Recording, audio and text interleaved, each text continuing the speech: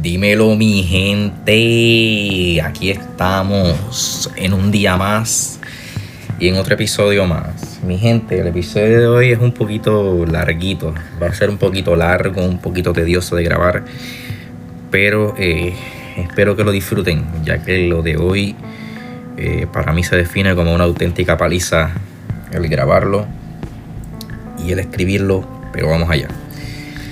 Hoy va a ser un tema fascinante, un tema que dije en su momento iba a tratar, así que aquí estoy cumpliendo con lo prometido. Así que antes de comenzar oficialmente con el tema, vamos a pedirle a nuestro asistente que, como de costumbre, se presente e introduzca el tema a nuestra audiencia.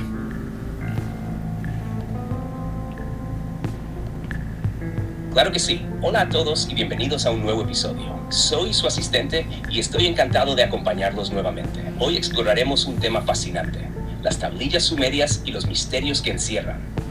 Nos adentraremos en su historia, el contenido que hemos podido descifrar y las incógnitas que aún persisten. Este episodio promete ser un viaje único al pasado más remoto de la humanidad. Comencemos. Bueno, mi gente, como expliqué anteriormente, pues vamos a tratar las tablillas sumerias.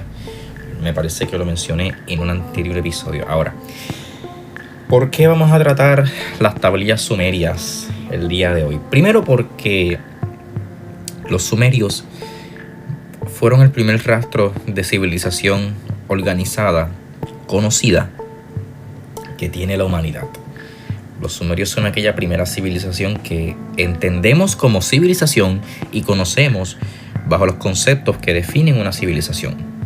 Una estructura social organizada y hasta cierto punto jerárquica con sus dioses.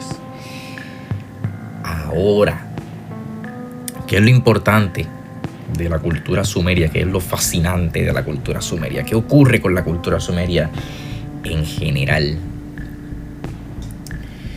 Mi gente, la cultura sumeria es un misterio, porque aquí entran también los acadios, pero los acadios no los vamos a tocar hoy,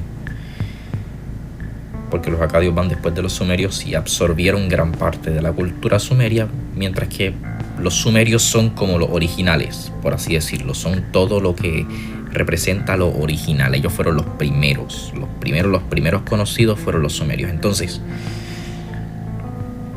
¿qué pasa? Que los sumerios en sus relatos, ¿verdad? Y en su mitología general hacen unas descripciones de sus interacciones con los dioses en la tierra. Y ahí está lo fascinante: cómo ellos interactúan con los dioses y cómo ellos describen su convivencia con los dioses en el día a día. Obviamente, cuando tú estás analizando esto, tú entras en una disyuntiva, porque tú dices, por otra parte, tenemos otros puntos en la historia humana a través del tiempo en los cuales se describe a los dioses como algo meramente mitológico para tratar de explicar lo que no se puede explicar. Y tienes a los sumerios, que describen a los dioses en su día a día de manera tan detallada que incluso parece estúpido pensar que esto sea mitología. Parece estúpido el decir se trata solamente de mitología. ¿Por qué? Porque la forma en la cual ellos describen sus dioses relatan las escenas ocurridas en aquellos remotos tiempos, es decir, las cosas que ocurrieron, las interacciones de los dioses con los humanos y los dioses interactuando entre sí. La manera en la cual se describe todo este escenario y todo este estilo de vida antiguo es tan detallada, es tan precisa, que es casi imposible, bajo el punto de vista de algunas personas, que esto se trate única y exclusivamente de mitología. Aquí hay algo más. De aquí surge, de hecho, la antigua teoría, mejor dicho, la teoría moderna de los antiguos astronautas, de que en la antigüedad ocurrió algo que de hecho fue producto de una interacción de los seres humanos antiguos con algún tipo de civilización alienígena avanzada. Obviamente, yo parece que estoy mencionando algo estúpido aquí. O sea, yo parece que estoy mencionando algo de película en este sentido. Pero todo aquel que haya tenido la oportunidad de leer un fragmento de las tablillas sumerias va a entender lo que yo digo. Y si no, permítanme citar a un canal de YouTube y a un caballero que se llama Iván. Y este caballero es dueño del canal de YouTube conocido como Gran Misterio, VM Gran Misterio. Y en este canal de YouTube van a poder encontrar más información sobre las tablillas sumerias y acadias traducidas al español y, lo más importante, sin suposiciones. Es decir, los fragmentos de dichas tablillas que no se lograron traducir, pues no se rellenan, no se utilizan palabras ni frases de relleno para tratar de que todo calce. Simplemente se dejó un blanco y se dice, pues esto no fue traducido. La cuestión es que este caballero, conocido como Iván, es dueño de este canal, Gran Misterio, VM Gran Misterio. Lo pueden buscar en YouTube, VM Gran Misterio. Y este caballero les va a poder aportar más información sobre las tablillas sumerias y acadias de una manera más detallada. En este podcast vamos a generalizar un poco, pero ahí les dejo esa referencia para quien quiera averiguar, pues pueda obtener la información y pueda entender lo que yo digo cuando hablo de descripciones muy precisas y muy detalladas al momento de relatar las interacciones de los humanos con sus dioses, etc. Entonces, nada, quería dar esa introducción para que mi gente entendieran el por qué estas tablillas representan un misterio, porque describen cosas que ocurrieron en nuestro planeta que hasta el sol de hoy no se tiene una interpretación clara. ¿Qué es lo que pasa? Mi gente, vamos a tratar de ponernos en los zapatos de las personas que vivieron en esta época. Estamos hablando de hace miles de años. Tú eras un ser humano que estabas expuesto a constante peligro. O sea, tú no vivías como ahora, que vives en una casa, tienes servicio de energía eléctrica y tienes agua potable a tu disposición. Estamos hablando que tú vivías en una época en la cual era matar o morir. Una época muy difícil, ya que el peligro acechaba a cualquier lado y tú tenías que cazar. O sea, hoy en día tú te preocupas por cómo vas a comprar tu cena o cómo vas a comprar lo que te vas a comer en el almuerzo. Pero siempre y cuando tú tengas dinero, la comida te va a llegar de manera fácil y rápida. Tú no tienes que luchar por alimentarte. Tú tienes que tener un trabajo estable o algún tipo de fuente de ingreso estable y todo te va a llegar a tus manos en bandeja de plata. Las personas en la antigüedad no tenían eso. Las personas en la antigüedad la tenían mucho más difícil que nosotros. Y tenían que estar mucho más atentos a su día a día y a su alrededor. Esa gente sí vivía al día. Esa gente sí entendía la definición clara de lo que es sufrir. El no saber si el día de mañana, cuando tú estés cazando algún animal para alimentarte a ti y a tu familia, ese animal te vaya a matar. Esa gente vivía con esa incertidumbre. Esa gente tenía que alimentarse y esa gente, su día a día era incierto, porque no tienen todas las comodidades que tenemos nosotros hoy en día. No las tenían, en aquella época no las tenían. Entonces estar vivo era un auténtico infierno, era mucho más peligroso. Si de por sí tenías preguntas existenciales que te atormentaban la cabeza, tenías que ver cómo demonios sobrevivías en el día a día. Y eso, caramba, cuando nos ponemos a pensar cómo pudo haber vivido una civilización más primitiva, pues obviamente te deja un escenario en el cual el ser humano solamente, en teoría, va a tener tiempo para describir lo que ve debido a su situación. Hoy en día, ahora mismo yo estoy sentado en el estudio, estoy sentado en mi escritorio, tengo mi aire acondicionado, tengo mi silla y tengo mi botella de agua. Tengo mi botella de agua, en cualquier momento puedo tomar, puedo encender mi aire acondicionado y estoy cómodo. Estoy bien, no tengo que sobrevivir, no tengo que pelear por nada, no tengo que luchar por nada. Estoy aquí tranquilamente grabándoles este episodio. ¿Por qué? Porque la comodidad de la civilización en la que yo me encuentro me lo permite. Yo no tengo que preocuparme por qué animal yo voy a cazar mañana. ¿Por qué? Porque es tan fácil como yo pararme de esta silla, ir a mi refrigerador y tomar algo de comer. Miren qué difícil se me hizo a mí conseguir la comida, siendo una persona perteneciente a una civilización moderna. Y obviamente con tecnología avanzada. Imagínense ustedes, mi gente, en aquella época.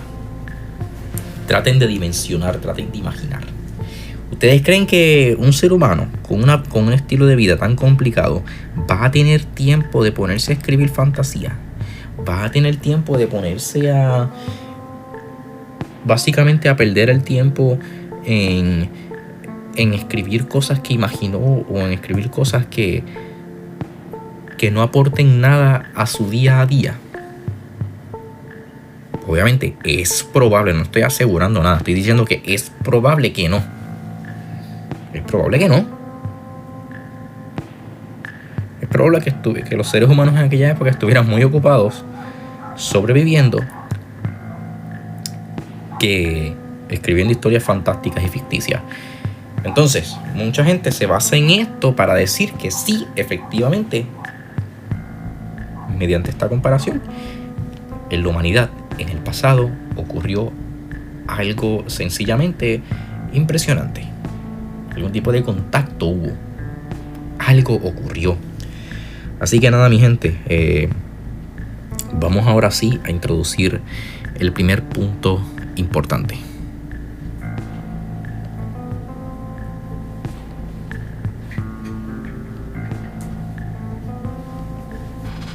Vamos a ver la conexión, si me deja.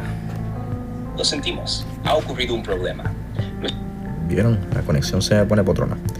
Vamos a probar otra vez. Ahora sí, vamos a introducir el primer punto importante. Vamos a ver si la conexión coopera.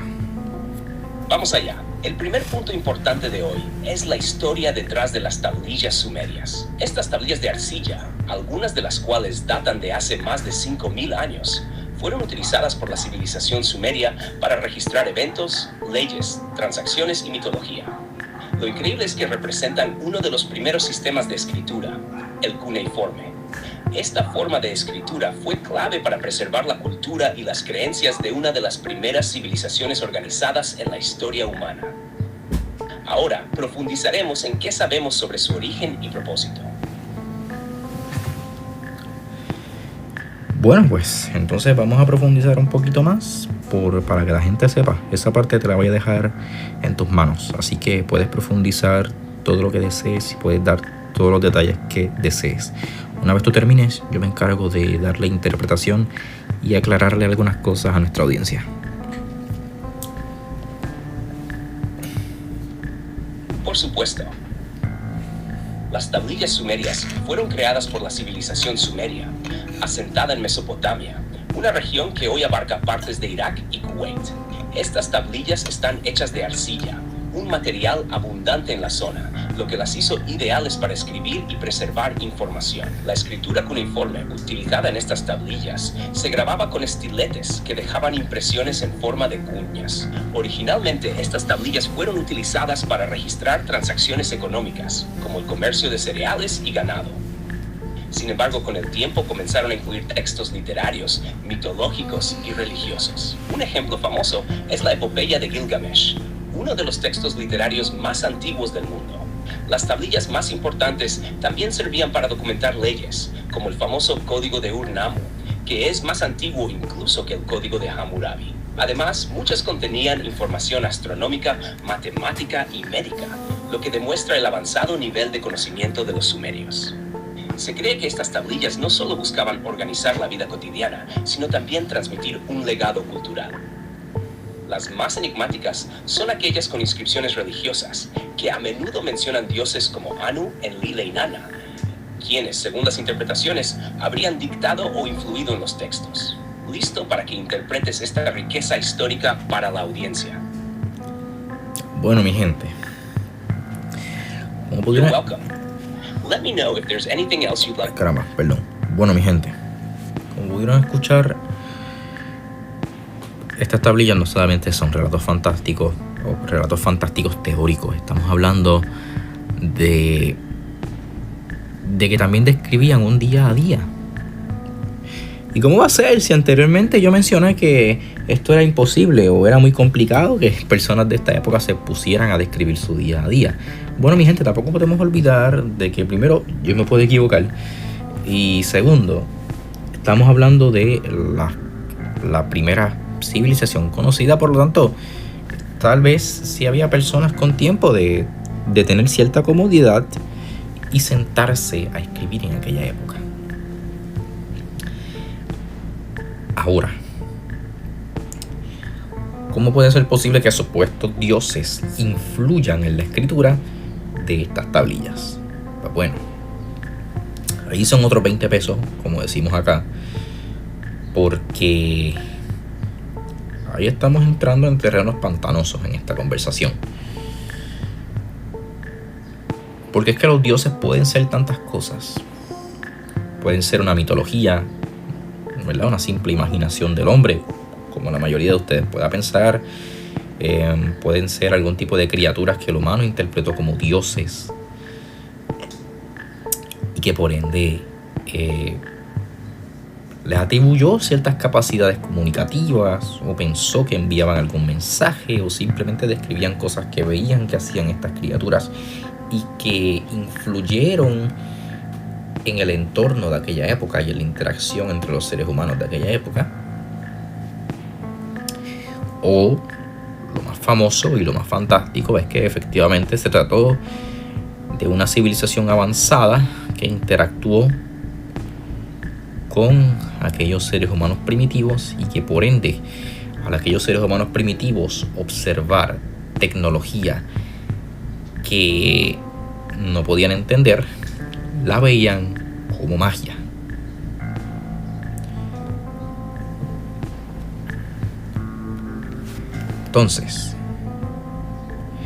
Entonces, ya le describí algunas cosas a nuestra audiencia, ya aclaré.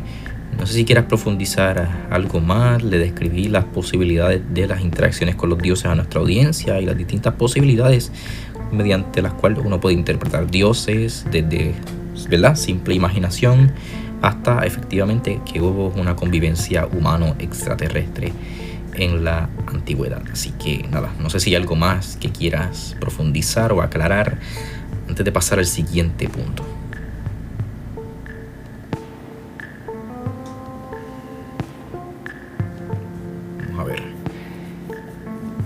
Vamos a ver, espero que no se ponga patrón esto. Vamos a ver.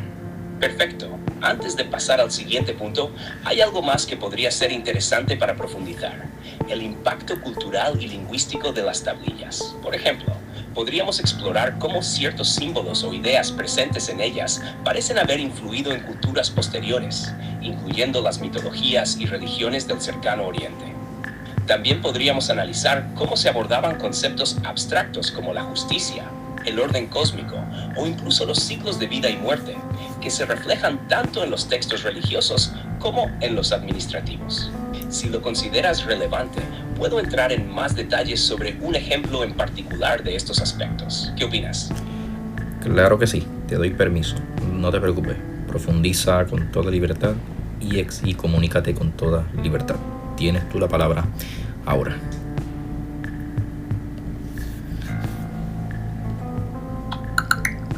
Vamos a ver. Por supuesto, profundicemos en cómo las tablillas sumerias influyeron en culturas posteriores y en los conceptos de justicia y orden cósmico que reflejan. Influencia en culturas posteriores. Las tablillas sumerias no solo documentaron la vida cotidiana, sino que también dejaron una huella indeleble en civilizaciones posteriores. Por ejemplo, la escritura cuneiforme sumeria fue adoptada y adaptada por culturas como la acadia, la babilónica y la asiria. Este sistema de escritura permitió la creación de leyes, la documentación de transacciones comerciales y la preservación de la historia y la literatura, lo que a su vez permitió el desarrollo de sociedades más complejas y organizadas. Además, la doctrina legal sumeria ejerció una notable influencia en la tradición babilónica, como se aprecia en el Código de Hammurabi.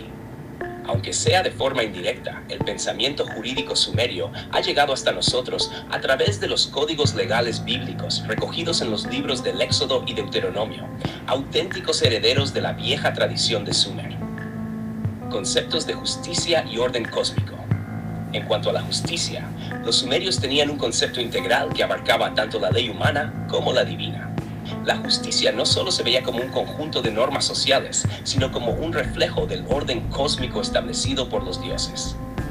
Este orden cósmico, conocido como Me, representaba las leyes divinas que regían el universo y la sociedad. Los dioses sumerios, como Anu, Enlil y Enki, eran considerados los árbitros supremos de la justicia. Se creía que ellos establecían las leyes y supervisaban su cumplimiento, asegurando que el orden cósmico se mantuviera. Esta visión de la justicia como un reflejo del orden divino influyó en las culturas posteriores, donde la idea de una ley divina o natural que gobierna el universo se convirtió en un concepto central. Además, la moral y la justicia entre los sumerios estaban profundamente interconectadas. La vida social y económica sumeria estaba impregnada de estos conceptos, tanto en la teoría como en la práctica. Espero que esta información enriquezca nuestra discusión y brinde una comprensión más profunda de la influencia de las tablillas sumerias en las culturas posteriores y de los conceptos de justicia y orden cósmico que reflejan. Muy bien, vamos allá entonces, pasemos con el siguiente punto importante para discutir en nuestra agenda.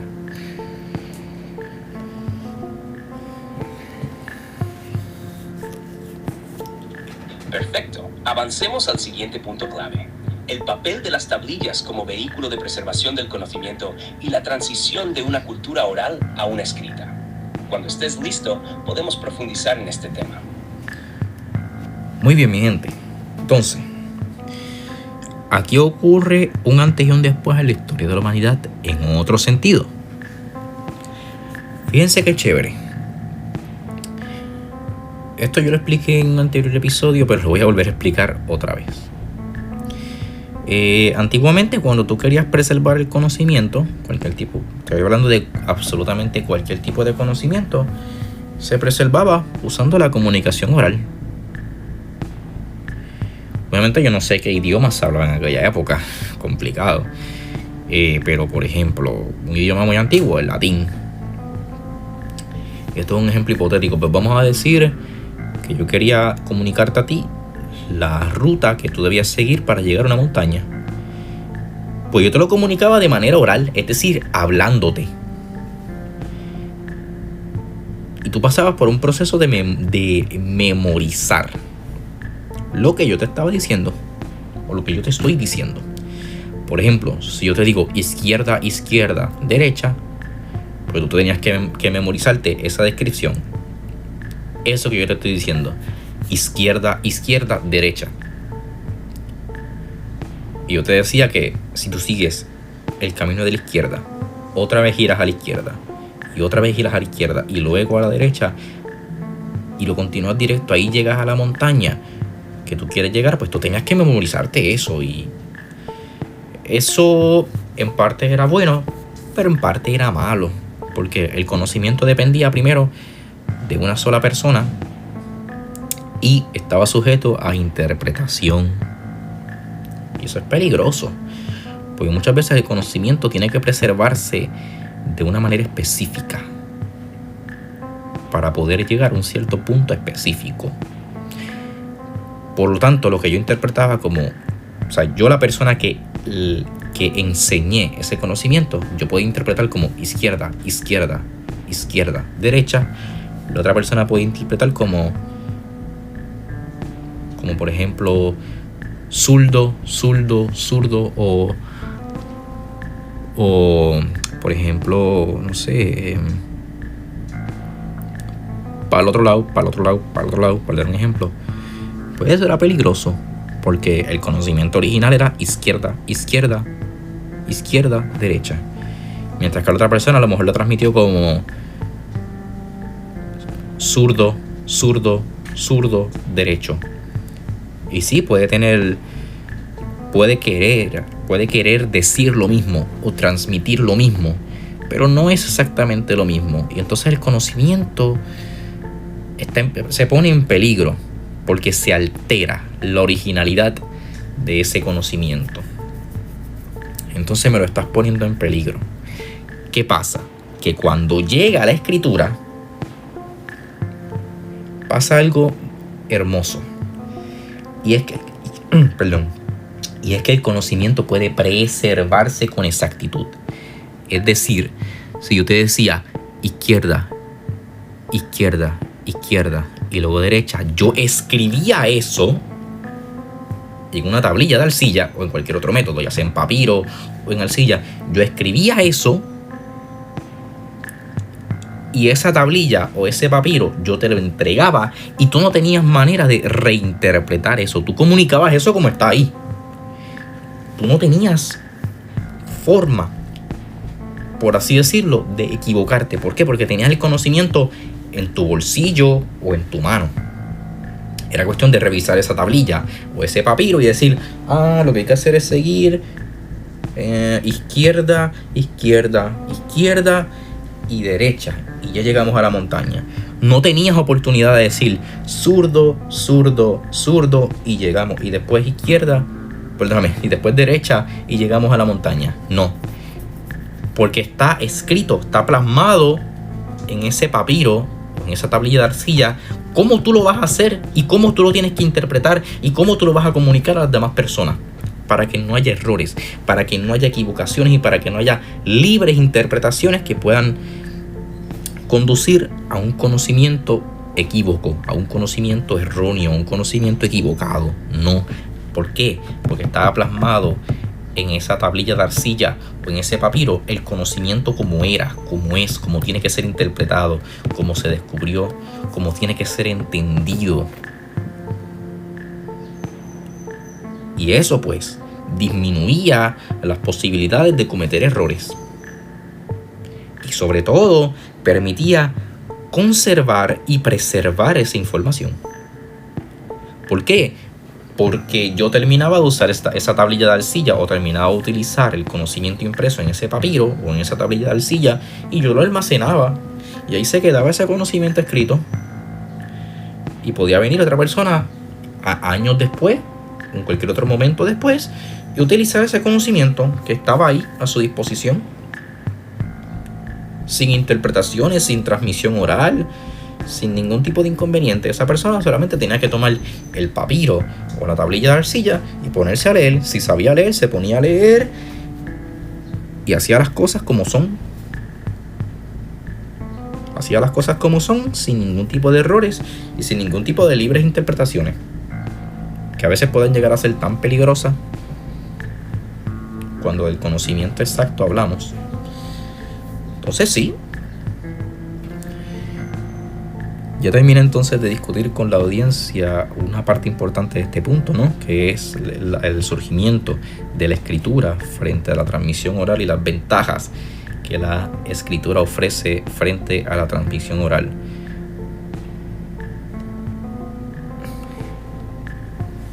Perfecto. Me parece una excelente forma de abordar la diferencia entre ambos sistemas de transmisión de conocimiento. La escritura no solo permitió preservar información con mayor precisión, sino que también facilitó la creación de un legado duradero para futuras generaciones. Cuando termines, podemos pasar a discutir cómo las tablillas sumerias, específicamente, jugaban un rol crucial en la gestión del conocimiento y cómo ayudaban a consolidar el poder de las primeras civilizaciones. Vamos allá, lo dejo en tus manos. Vamos allá.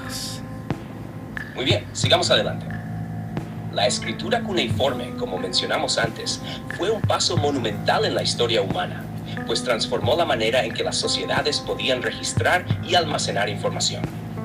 No solo se trataba de registrar transacciones comerciales o leyes, sino también de preservar las creencias, mitos y historias que definían la identidad de una civilización.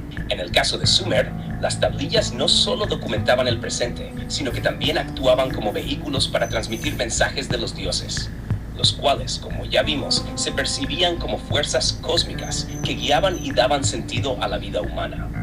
Es fascinante cómo la escritura cuneiforme, de una forma u otra, reflejaba la estructura y la organización misma de la sociedad sumeria. Cada símbolo, cada marca en la arcilla tenía un propósito preciso. Y de esa manera, las personas no solo intercambiaban bienes y servicios, sino que también intercambiaban ideas, conceptos y valores que perduraban a lo largo del tiempo. Pero claro, La pregunta es, ¿por qué elegir la escritura en lugar de seguir confiando en la transmisión oral, que había sido la forma dominante de comunicación durante milenios? Una de las razones es la necesidad de precisión y de constancia, mientras que la tradición oral dependía de la memoria humana, que como sabemos es susceptible a alteraciones con el paso del tiempo. La escritura proporcionaba una forma más confiable de conservar el mensaje tal y como se había transmitido originalmente. Además, las civilizaciones crecían y con ellas la complejidad de la administración. Ya no bastaba con contar historias o relatar eventos a través de la palabra hablada, sino que se necesitaba un sistema que pudiera manejar registros detallados y más complejos. Fue ahí donde la escritura se convirtió en una herramienta indispensable para los gobernantes y sacerdotes, quienes podían organizar el flujo de recursos, controlar los impuestos y establecer leyes claras para todos los ciudadanos. Este avance no solo cambió la forma en que se percibían los dioses, sino también la estructura misma de la sociedad. La capacidad de escribir y leer no estaba al alcance de todos, lo que generó una distinción entre aquellos que podían acceder al conocimiento y aquellos que no. Las élites, aquellos encargados de escribir las tablillas, eran vistos como intermediarios entre los dioses y el pueblo, una posición de poder que les confería gran autoridad. Así que la escritura no solo fue un avance tecnológico, sino también un cambio en la dinámica social, religiosa y política de las civilizaciones antiguas. Y ahora me gustaría que profundices en la forma en que este conocimiento influyó en la creación de los primeros códigos legales, como el código de Ur-Nammu y más tarde el código de Hammurabi. Yo lo haré, pero voy a dejarte la discusión precisa y exacta de lo que son esas leyes a ti. Mientras tanto, déjame dar una pequeña introducción antes de pasar con eso. Yo te aviso. Perfecto, adelante. Estoy listo para profundizar en el código de Ur-Nammu y el código de Hammurabi cuando me lo indiques. Bueno, mi gente, aquí ocurre algo bien importante. Fíjense que nuestro asistente mencionó el poder. Aquí comenzó a haber una distinción entre personas que tenían acceso al conocimiento y personas que no tenían acceso al conocimiento. Y aquí ocurre algo importante respecto a eso. Y están entendiendo cómo va la cosa.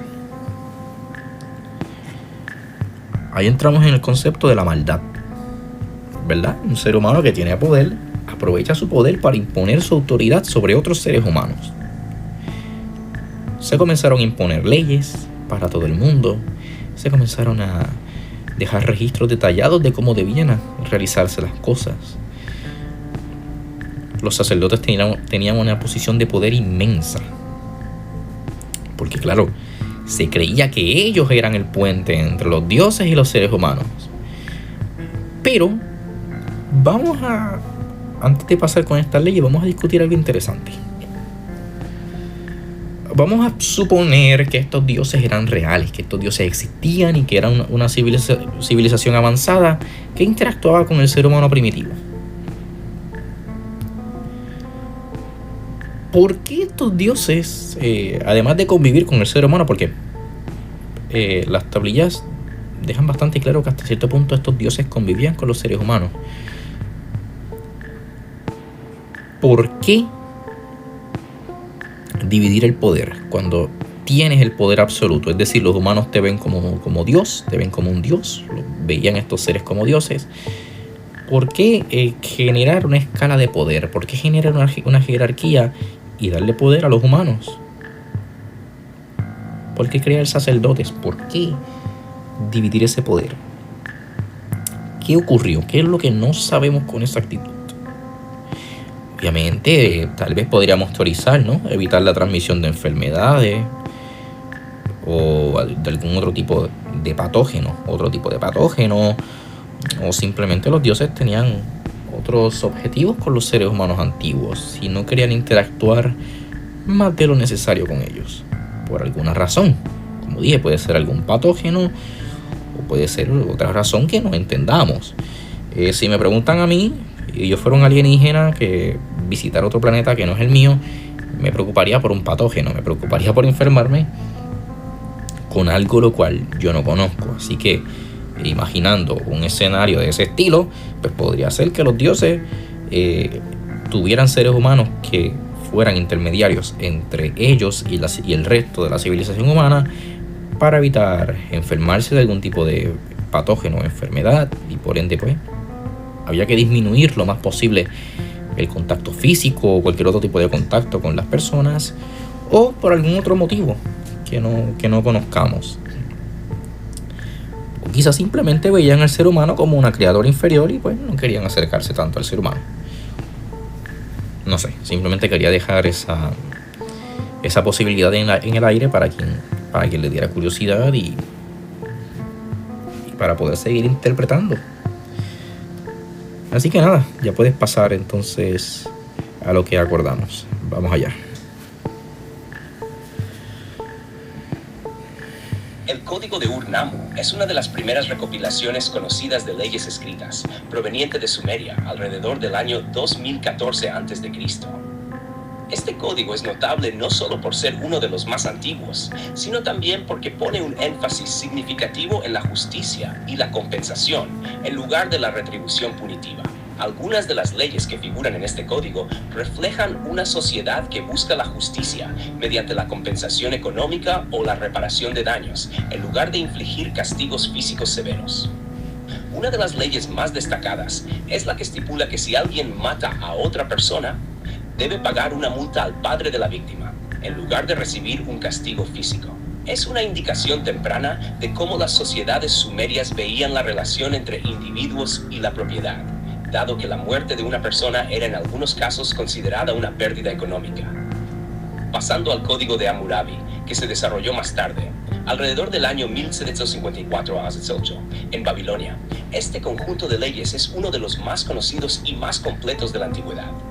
Hammurabi fue un rey babilonio que codificó más de 280 leyes, abarcando temas que iban desde el comercio hasta el derecho familiar y las relaciones laborales. Este código, a diferencia del Código de Ur-Nammu, es mucho más severo y punitivo en su naturaleza, estableciendo castigos muy específicos para delitos como el robo, el perjurio y la falsificación.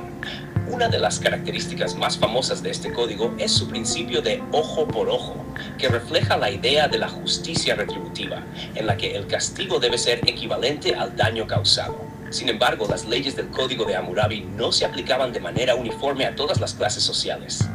Había castigos más severos para las clases bajas que para las clases altas, lo que refleja la jerarquización de la sociedad babilónica. Ambos códigos son ejemplos de cómo las antiguas civilizaciones buscaron organizar y regular la conducta humana a través de un sistema de leyes, y cómo la justicia era concebida de manera diferente dependiendo del contexto cultural y temporal. Entonces, entonces, ahí está lo que yo les menciono, mi gente. La jerarquización, el surgimiento de la jerarquización. Obviamente, esto comenzó a generar resentimiento, ¿sabes? Es una cosa casi obvia.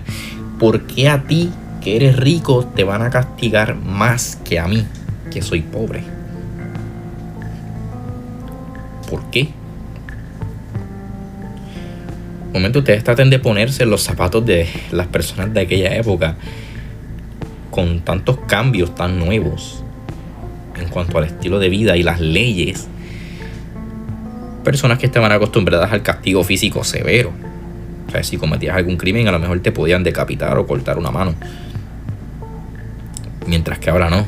Ahora te cobraban una multa o tenías que pagarle cierta cantidad de dinero, por así decirlo, o recursos a las personas implicadas. El mundo cambió. Ahora, quiero que se fijen en que aquí la jerarquización no tuvo vuelta atrás. ¿Por qué? Porque la jerarquización es un proceso, y fue un proceso que conservamos hasta el sol de hoy. Y pues nada, no queda más que preguntarnos, ¿es esto algo correcto? ¿El jerarquizar es algo correcto? ¿Es algo justo? ¿O no? Esa es una buena pregunta, ya que la jerarquización envuelve muchas cuestiones.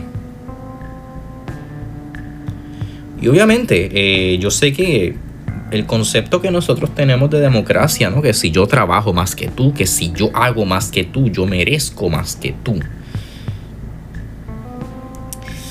Pero caramba, eso yo te lo puedo cuestionar de muchas maneras. Y una de las maneras es cómo tú estás seguro que lo que tú estás haciendo es lo correcto y es la verdad absoluta que busca la humanidad.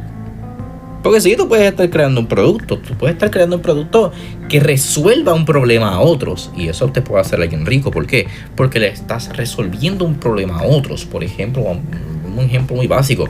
Vamos a suponer que yo soy un químico que salió de la universidad y me invento un nuevo desinfectante más efectivo que el cloro. Y yo patentizo mi nuevo desinfectante y me hago rico. Pero yo soy una persona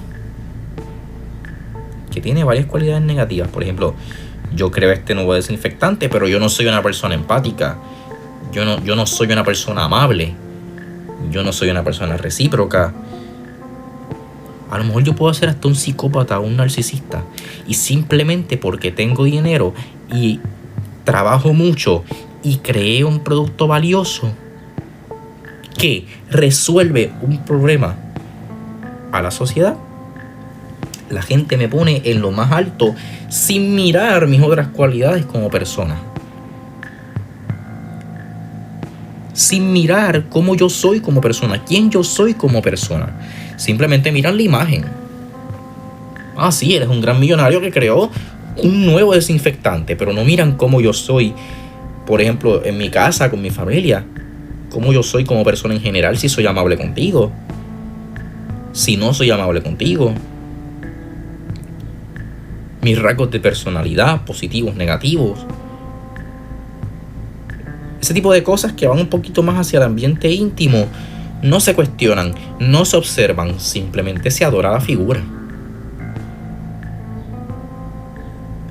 Entonces, con eso yo puedo cuestionarte la jerarquización y una sociedad moderna y antigua, porque estoy comparando la sociedad moderna con aquella sociedad sumeria.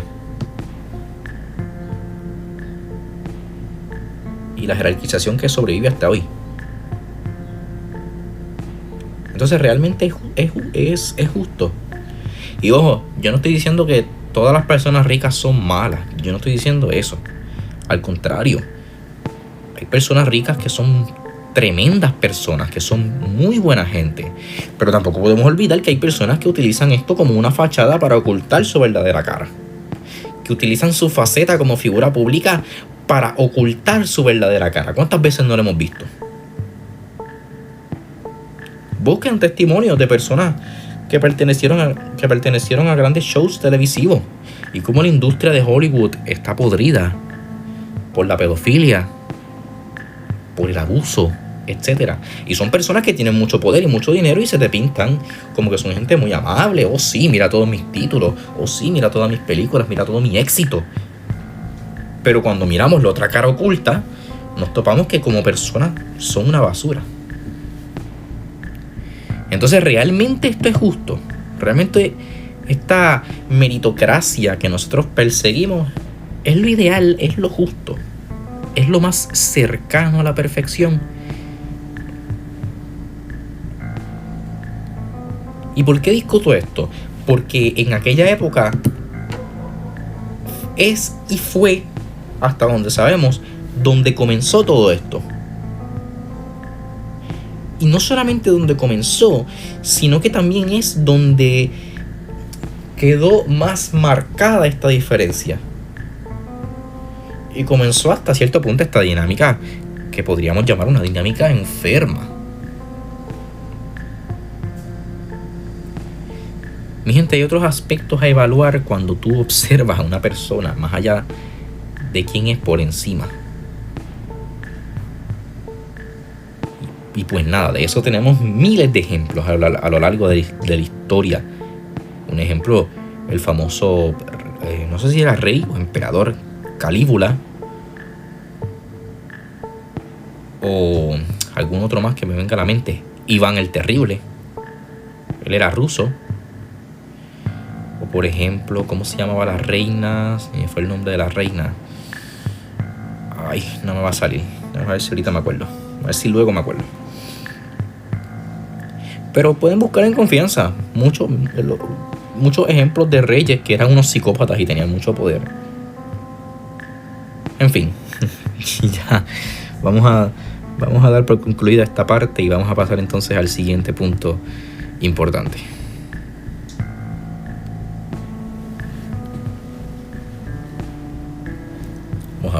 Vamos a ver. Si la conexión me permite. Lo sentimos, ha ocurrido un problema. No, a ver. Ay, la conexión últimamente, mi gente, está. Muy bien, ahora sí, vamos a pasar al siguiente punto importante.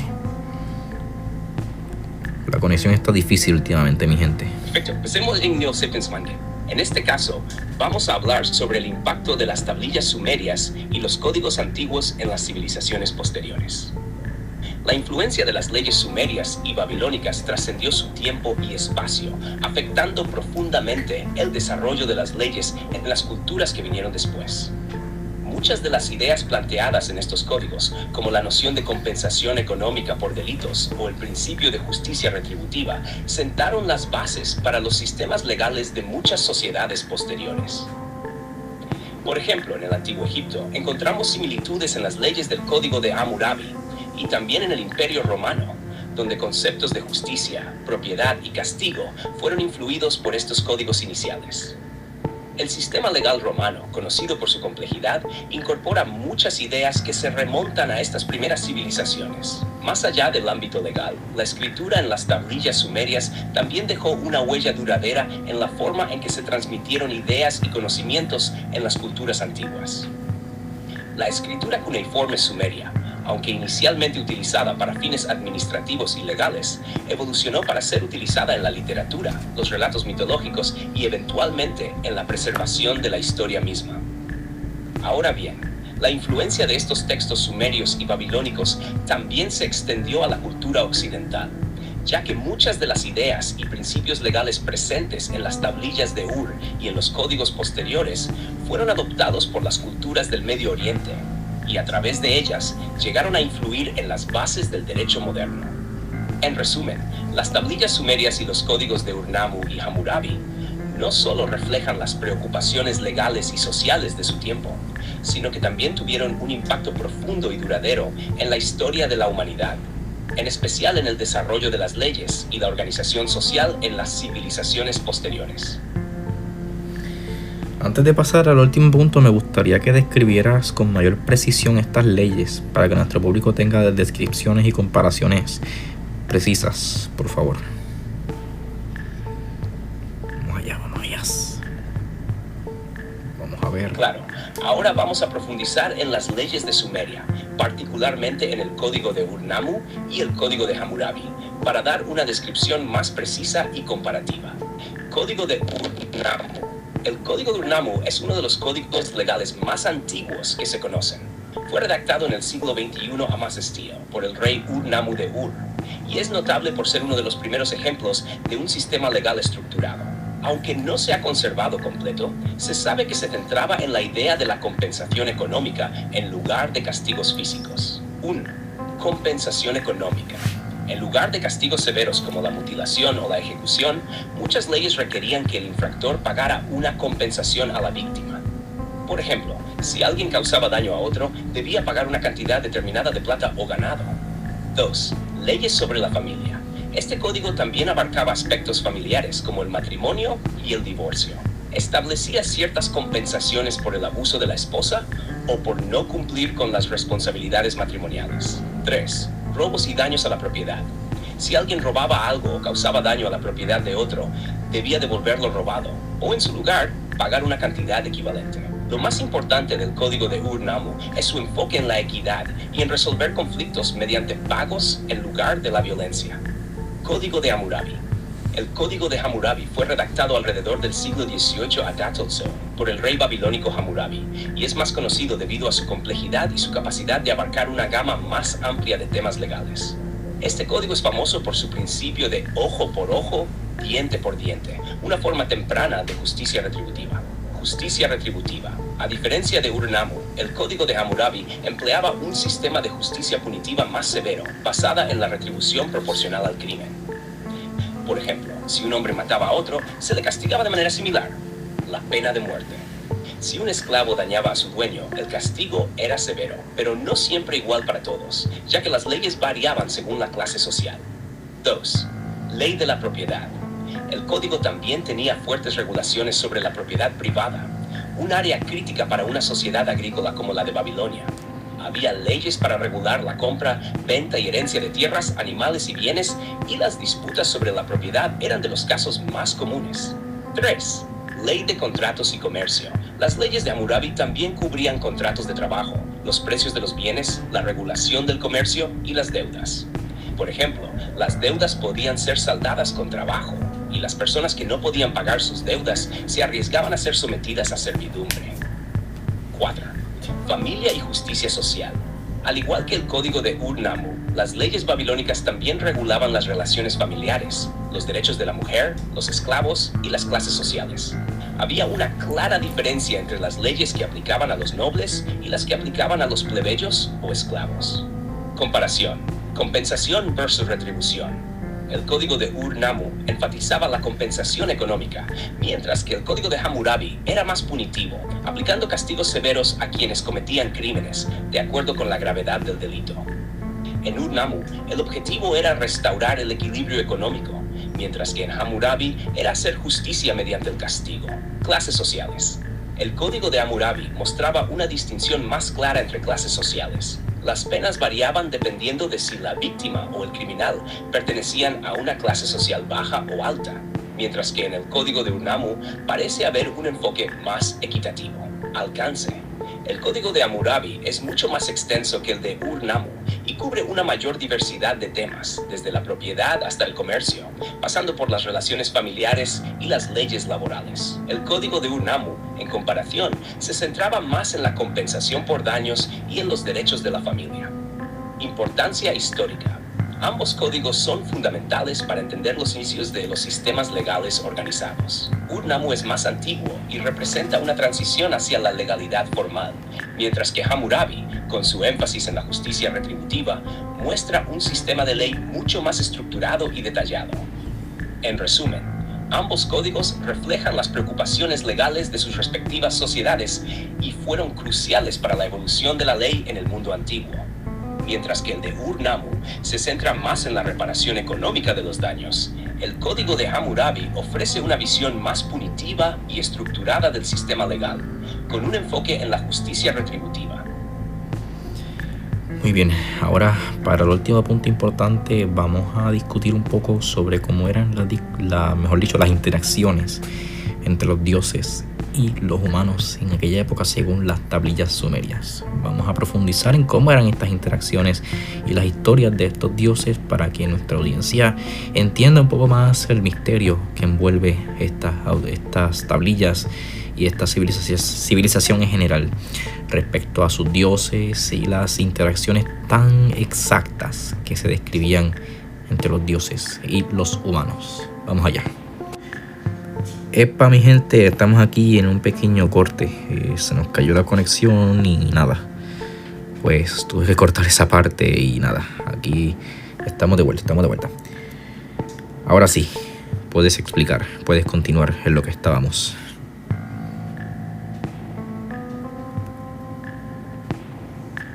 A ver si la conexión.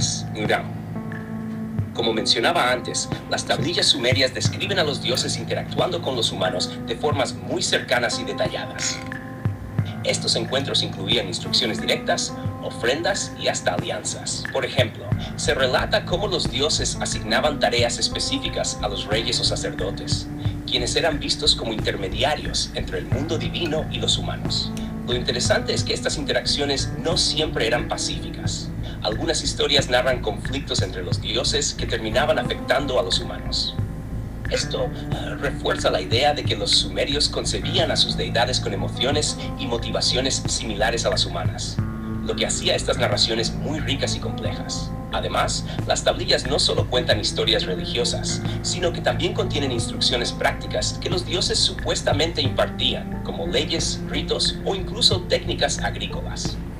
Esto sugiere que la relación entre humanos y dioses no era solo espiritual, sino también funcional. ¿Qué opinas sobre este nivel de detalle en la relación descrita? Eso es precisamente lo que vamos a profundizar. Ahora vamos entonces a tocar todo esto de manera precisa y detallada para que la gente entienda de qué hablamos y luego yo me encargo de discutirlo. Así que vamos a meternos a fondo en esta parte porque este es el clímax del episodio de hoy para nuestro público. Así que vamos allá con la descripción de interacciones detalladas, nombres de los dioses, conflictos específicos, etc. Entendido. Vamos a profundizar en estas fascinantes interacciones. Según las tablillas, los sumerios creían en un panteón de dioses, cada uno con roles específicos. Los principales dioses incluyen a Anu, el dios del cielo y líder del panteón, Enlil, dios del viento y la tierra, quien también era responsable de decretar los destinos, y Enki, dios del agua y la sabiduría, conocido por ser un aliado de los humanos. Ishtar, diosa del amor y la guerra, también juega un papel importante, mostrando tanto compasión como ira en diferentes relatos. En cuanto a interacciones específicas, un ejemplo destacado es el mito de Atrahasis, donde Enlil se molesta con los humanos debido al ruido que hacían, lo que interrumpía su paz. Decide enviar un diluvio para eliminarlos, pero Enki interviene, advirtiendo a un hombre justo, Atrahasis, quien construye un arca para salvar a su familia y algunos animales. Este relato muestra el dinamismo entre los dioses, con algunos actuando como protectores de la humanidad y otros como sus castigadores. Otro relato intrigante es el de la creación de los humanos. Según las tablillas, los dioses crearon a los humanos a partir de arcilla mezclada con la sangre de un dios sacrificado. La razón detrás de esta creación era aliviar la carga de trabajo de los dioses menores, quienes estaban agotados de mantener el mundo en orden. Los conflictos entre los dioses también son notables. Por ejemplo, Ishtar desciende al inframundo en un intento de expandir su poder, lo que desestabiliza el equilibrio del cosmos. Su ausencia causa infertilidad en la tierra, y los otros dioses deben intervenir para restaurar el equilibrio, negociando su regreso con condiciones. Estas narrativas no solo revelan el carácter antropomórfico de los dioses, sino también su influencia directa en los eventos naturales y sociales. ¿Qué te parece todo este entramado de historias y personajes? ¿Listo para discutirlo con la audiencia? Sin duda alguna fascinante. Antes de continuar discutiéndolo con la audiencia y que yo me encargue de la parte final del episodio, profundizo un poco más con algunos otros relatos y con algunas otras historias que hayan en el repertorio de estas tablillas. Es para que nuestro público tenga un poquito más de contenido descriptivo, narrativo, un poco más. Continúa. Lo sentimos. Ha ocurrido un problema. No. Bendito, la conexión hoy ha estado, mi gente, mil disculpas. Caray. Muy bien, yo me encargo entonces de la parte final, pero antes de continuar discutiendo la parte final, quiero que profundices un poco más con algunos relatos. Quiero que añadas algunos relatos más, algunas descripciones más de las tablillas. Quiero un poco más. Continúa describiendo todo lo que estabas describiendo y continúa haciendo lo que estabas haciendo hasta ahora. Quiero un poco más para que nuestro público tenga un poco más de relatos, un poco más de historias, un poco más de contenido, un poco más de interacciones, etcétera. Por supuesto. Aquí van más relatos y descripciones fascinantes de las tablillas sumerias. Uno de los relatos más famosos es el de Numa Elish, que detalla la creación del mundo. Aunque es un texto más tardío, se basa en mitos sumerios. En él, el dios Marduk derrota a Tiamat, una deidad primordial asociada con el caos, y crea el universo a partir de su cuerpo. Este relato destaca cómo el orden surge del caos y refleja las ideas sumerias sobre la lucha constante por mantener el equilibrio en el cosmos. Otro mito interesante es el de Gilgamesh, un rey de Uruk que era 2/3 dios y 1/3 humano. Su epopeya está grabada en tablillas y relata su búsqueda de la inmortalidad tras la muerte de su amigo Enkidu. En su viaje, Gilgamesh se encuentra con Utnapishtim, quien le cuenta cómo sobrevivió a un diluvio enviado por los dioses, similar al relato de Atrahasis. Este mito no solo explora la interacción entre humanos y dioses, sino también temas universales como la amistad, la mortalidad y el significado de la vida. El mito de Inanna y el árbol Lupu describe cómo la diosa Inanna encuentra un árbol sagrado y planea usarlo para crear un trono y un lecho. Sin embargo, el árbol está habitado por una serpiente, un ave mágica y el espíritu de una mujer.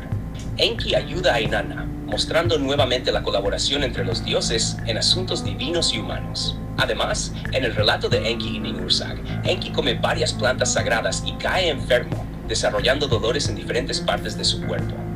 Ninhursag, una diosa de la fertilidad, lo cura al crear deidades menores de cada parte afectada de su cuerpo. Este mito destaca no solo la relación entre los dioses, sino también el simbolismo de la regeneración y la salud. Finalmente está el mito de Lugalbanda, un rey y héroe mítico que aparece en las epopeyas de Gilgamesh. En su propia historia, Lugalbanda se pierde en las montañas durante una expedición militar y busca la ayuda de los dioses.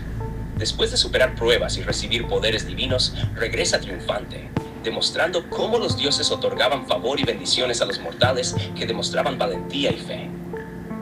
Estos relatos están llenos de simbolismo y nos ofrecen un vistazo a cómo los sumerios veían su lugar en el mundo, su conexión con los dioses y sus intentos de explicar fenómenos naturales y sociales. ¿Qué opinas? ¿Te gustaría discutir alguno en particular con la audiencia? No, por ahora no. Era para que simplemente la audiencia entendiera y supiera cuáles son algunos de estos relatos. No sé si quieras contar alguno más o lo dejamos hasta ahí. Si quieres, ahora sí. Por última vez, antes de yo encargarme de la parte final, añade algunos relatos más. Es que quiero que la audiencia vea contenido de estas tablillas y entienda la parte tan descriptiva e interactiva entre los dioses y los seres humanos. Por eso el empeño mío en que des tantos relatos y tantos datos importantes de las tablillas. Sé que casi literalmente no estoy participando de este episodio, pero ni modo. Continúa. Vamos a ver si la conexión nos permite hoy. Perfecto. Retomando entonces por el final, hablaremos sobre cómo las tablillas sumerias concluyen sus relatos con un enfoque en los aprendizajes, las advertencias o incluso las profecías que estos textos antiguos transmiten. Muchas tablillas terminan con frases que refuerzan la idea de que la humanidad debe cumplir con los designios divinos para prosperar, o que cualquier desobediencia traería caos y sufrimiento. En particular, hay relatos que describen a los dioses dejando instrucciones claras sobre cómo construir ciudades, llevar a cabo rituales o preservar el orden social. Estos cierres también destacan que la relación entre humanos y dioses no era unilateral. Los dioses dependían del trabajo humano, mientras que los humanos dependían de la guía divina. Estas conclusiones muchas veces contienen un mensaje de equilibrio y reciprocidad, algo que sigue fascinando a los estudiosos de la historia. ¿Qué te parece este enfoque para cerrar la descripción? Sí, está bien, pero yo me encargo entonces de cerrar. Te habías quedado también en el mito de Adapa o algo así, si no me equivoco. Retoma eso y nada, terminamos con eso.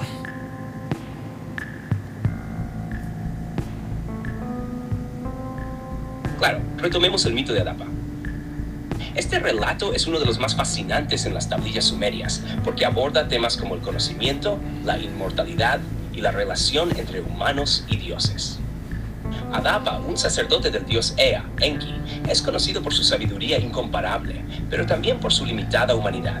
La historia cuenta cómo Adapa, al haber ofendido al dios del viento sur, Anu, fue llamado al cielo para responder por sus acciones. Antes de enfrentarse a Anu, Ea lo advirtió que no comiera ni bebiera nada en el cielo, pues podría ser un truco para matarlo. Sin embargo, lo que Anu ofrecía no era un engaño, sino el pan y el agua de la vida, que le habrían otorgado la inmortalidad. Adapa, obedeciendo las instrucciones de Ea, rechazó estos regalos y como resultado perdió la oportunidad de volverse inmortal. Este mito refleja la idea de que los humanos, a pesar de su sabiduría y cercanía con los dioses, están destinados a vivir con ciertas limitaciones que los separan del plano divino. ¿Qué opinas de cerrar el episodio reflexionando sobre esta narrativa y su impacto en la manera en que entendemos nuestra relación con el conocimiento y lo trascendental? Vamos allá. Después de eso, yo me encargo de la parte final. Perfecto. Pues terminemos con esta reflexión. El mito de Adapa no solo es un relato interesante, sino también una lección profundamente simbólica. Habla sobre la condición humana, la búsqueda constante de conocimiento, las decisiones difíciles que enfrentamos y la inevitabilidad de nuestra naturaleza finita.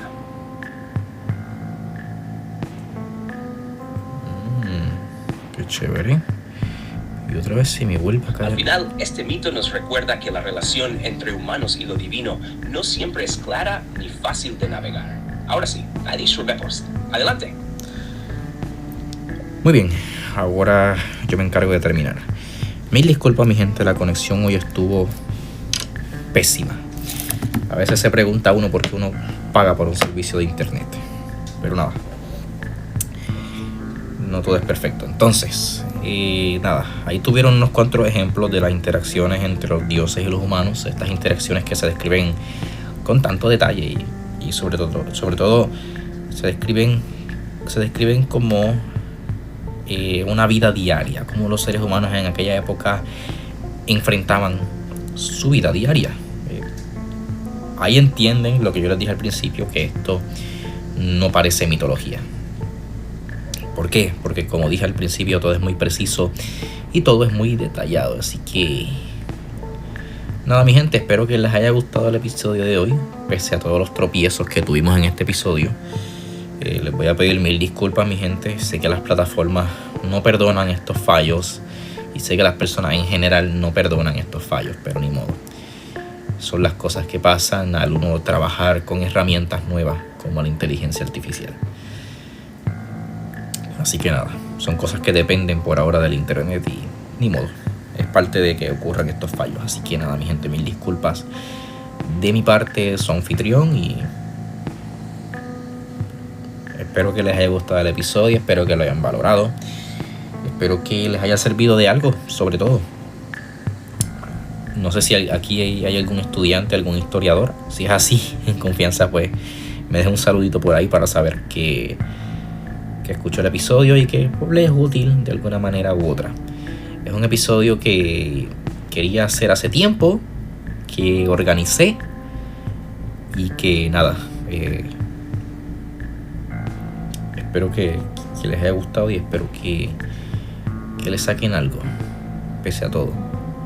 Así que nada, mi gente, yo soy anfitrión, sin nada más que decir, un poco molesto por los inconvenientes de este episodio, un poco decepcionado, un poco frustrado. Me despido. Sé que estas cosas pasan. Adiós.